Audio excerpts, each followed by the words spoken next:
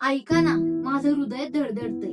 हे एका भटक्या कुत्र्याची हाक आहे. तुम्हाला काय वाटलं, मी मुका आहे म्हणून मला भावना नाहीत? मी मुका असलो म्हणून काय झालं? मलाही एक हृदय आहे. तेही तुमच्यासारखं धडधडतं. त्यामध्येही भावना आहेत आणि हो, तुमच्या प्रेमाची थोडीशी आसही आहे. मी जेव्हा रस्त्याने चालत असतो आणि एखादं लहान मूल जेव्हा माझ्याकडे धावत येतं, मला प्रेमाने जवळ घेतं, तेव्हा मला असं वाटतं की सृष्टी अजूनही किती सुंदर आहे ना. पण दुसऱ्याच क्षणी जेव्हा एखादा दगड माझ्या दिशेने येतो, एखादी लाथ माझ्या पाठीत बसते, तेव्हा मनामध्ये परत भीती दाटून येते. हल्ली तुमच्या न्यायालयाने एक निर्णय घेतला आहे. आम्हाला आज्ञास्थानी सोडून यायचं आणि परत कधीही आणायचं नाही. मला कळत नाहीये नक्की आमची चुकी काय आहे.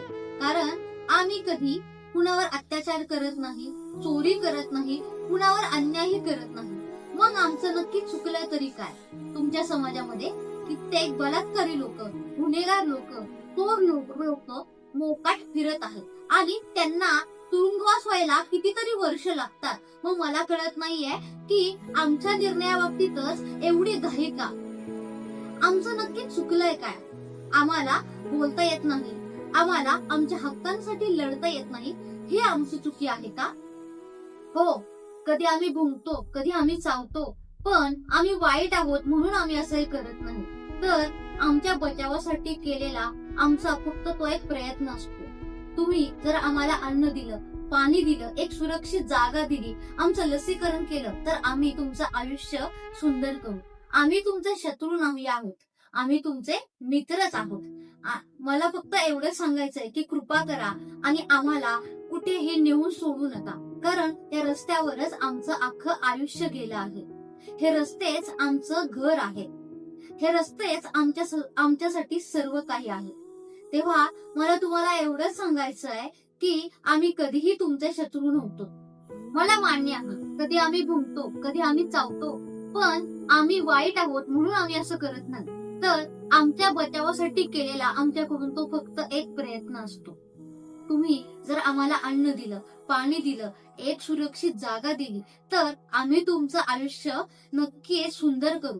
आम्ही तुमचे शत्रू नाही आहोत, आम्ही तुमचे मित्रच आहोत. आमचं आयुष्य जरी लहान असलं तरी लक्षात ठेवा, आमचं प्रेम हे खूप मोठं आहे. तेव्हा आम्हाला दगड मारण्यापेक्षा, आम्हाला दुसऱ्या जागी स्थलांतरित करण्यापेक्षा आम्हाला तुमच्या मायेचा आणि प्रेमाचा एक हात हवा आहे.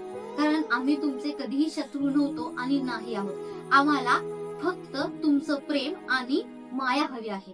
तेव्हा ही हाक होती दिल्लीतील प्रत्येक भटक्या कुत्र्याची. तेव्हा मित्रांनो आणि मैत्रिणींनो, दिल्लीच्या कोर्टाने हा घेतलेला निर्णय तुम्हाला मान्य आहे का?